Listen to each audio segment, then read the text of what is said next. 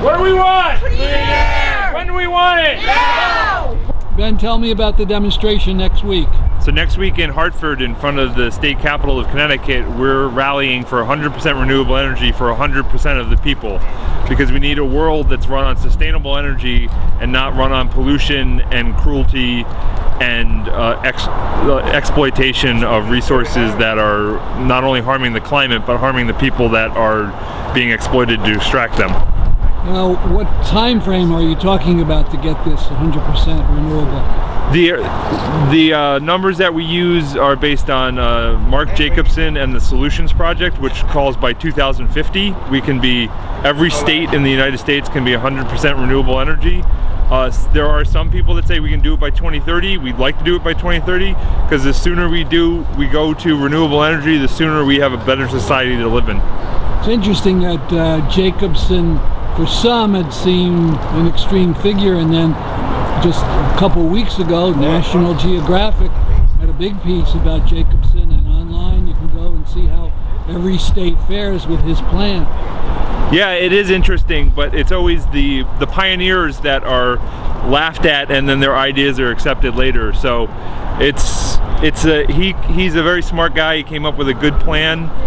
We can improve on it. We can do the best I can here in Connecticut. We just need to convince our legislators to put the right policies into effect to support renewable energy and not expand our use of natural gas or fracked gas. And obviously close down the coal plant we're in front of today, so that the people of Bridgeport can breathe clean air and we don't have to worry about explosions and methane emissions from natural gas. So more about this demonstration. Exactly where is it going to be? State Capitol, 210 Capitol Ave, Hartford. It starts at noon. We're going to have a bunch of speakers, musicians, hopefully some food trucks there. We're working on that.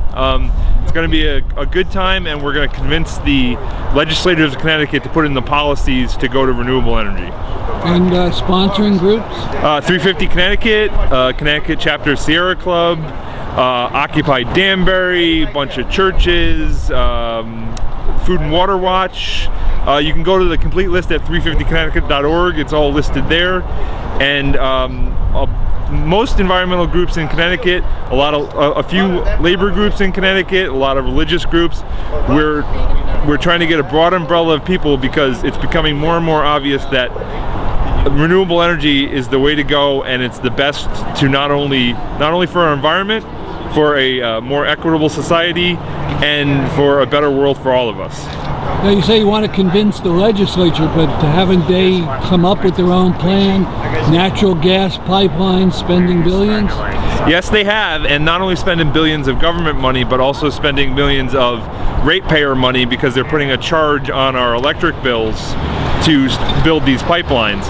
Obviously, we think that plan is flawed, but that can change at any time.